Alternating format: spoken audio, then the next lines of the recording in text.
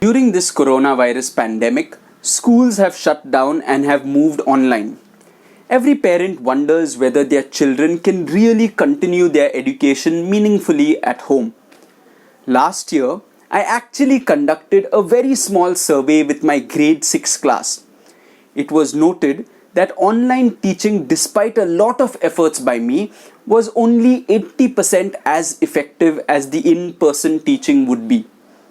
Although online teaching encourages teachers to use more resources than before, this does not necessarily add to the learning, as the time limits to teach particular units are still structured according to the previous style of in-school teaching.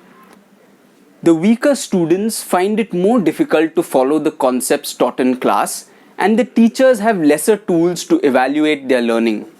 In essence, these students fall through the cracks of the online system. Parents, however, can maximize the amount of learning that happens online by following the suggestions in this video.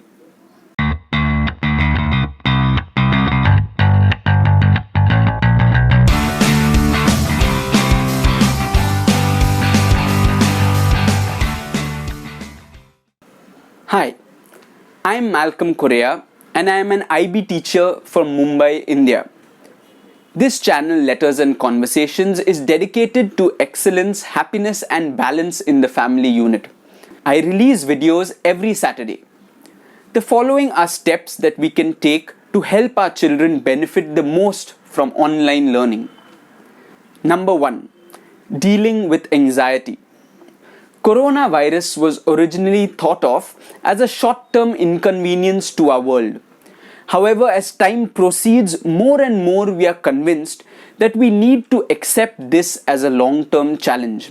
Our children are likely to be anxious about this long-term change from their normal life.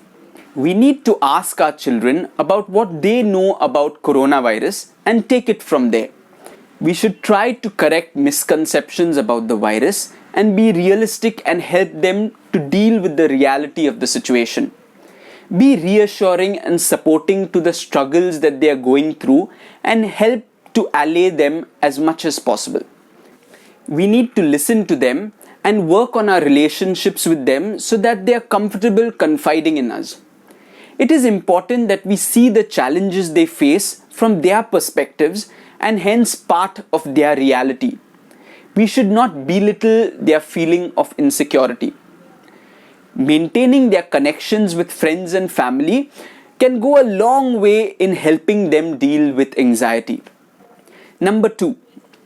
Maintaining structure during the day and avoiding distraction. Students thrive in structure. This is why schools use a timetable. Online school too relies on some structure. Some schools have fewer classes in the day, thereby reducing screen time as compared to the entire schooling day. Structure helps children to anticipate learning and hence to be more receptive to learn, leading to a better grasp of concepts. As parents, we need to fix times for breakfast and lunch for ourselves and for our children. We need to ensure that they have a beginning and an end time for school. We can use the time saved as compared to the regular classes to complete homework given during school. Make sure that this structure is followed on all school days. Children often distract themselves by using smartphones for apps and social media, watching videos or playing games. I suggest their phones be kept aside before school time and given back when they finish school. This is because when they do other tasks in between study, it takes their mind some time to get in the mood of study. In this transition time, they do not understand the things taught to them, and this decreases the quantum of their learning. Before I continue with 2 more suggestions, I would like to request you all to spread the word about my channel if you find this content useful. You can do this by sharing my videos on other platforms like Facebook, WhatsApp, Twitter, and so on. You can like this video and subscribe to this channel so that the YouTube algorithm understands that my content is worth sharing with more people. Let's talk about the next suggestion, to support your child during online learning. Number 3. Teaching responsibility and independence. This suggestion applies more to children between grades 4 and 10. Before and after this age group, it is likely that the child either needs parental support or can manage by themselves. For children between grades 4 and 10, it is likely that we sit with them during their entire online classes to ensure that they are on task with school responsibilities. But we too have our own responsibilities.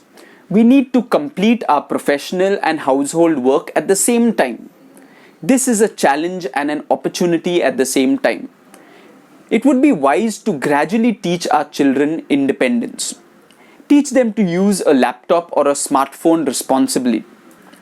I highly suggest that parental controls be operated on their device to ensure that they are using their phones to enhance their learning and growth instead of misusing technology. In most cases, it would be more valuable to purchase a budget laptop for your child as compared to a smartphone. A laptop is more durable and does not enable as much distraction as a smartphone. It also supports better the type of functionalities that are needed for education. At this point, I must state that most children in India and poorer countries the world around will not afford the devices needed to participate fully in online education. It is sad that here and the world around, this economic disparity increases the divide in the quality of education, where some children receive next to no education, whereas others can avail of a high quality education that is very much comparable to regular in-school education. In these scenarios, when you can, I suggest that you give families that you know who are not as well endowed your old working smartphone or laptops. Do this at least until the pandemic ends and school resumes into its normal form. This will help the less fortunate tremendously. Number 4. Ensure involvement in school. Younger children need more parental support to learn through online classes. Older kids, however, are capable of managing their learning on their own. These are, however, for the first time expected to show complete responsibility for their learning without the regular mechanisms that help them to be focused in school. We as parents know that they will not always rise to the occasion. The role of parents here is to keep a loose watch to ensure that children are taking their responsibilities seriously. This would mean to enter the room that your child is studying in randomly during the school time to ensure that they are actively involved in school activities. It could also mean asking children what their homework was and to check its completeness. For our conversations aspect today, create a start and end time of school for your child and ensure that he or she is not distracted in these times. Also develop a habit of checking whether your child has completed his or her homework. Finally, look in your cupboards or drawers for old working smartphones or laptops that you can give to someone you know whose child may benefit from it. I hope you liked this video. The following is a small recap of the 4 suggestions I have made. Number 1. Deal with your child's anxiety. Number 2. Maintain a structure for learning and avoid distraction. Number 3. Teach responsibility and independence. Number 4. Ensure involvement in school activities. Press the thumbs up button if you like this video. If you would like to watch more like these, please subscribe to my channel by pressing the red subscribe button below. Press the bell button if you would want to be notified about all the videos I release. Share this video with others who may benefit from it so that they too may get to know about my channel. Until we meet again, have a great day. Bye.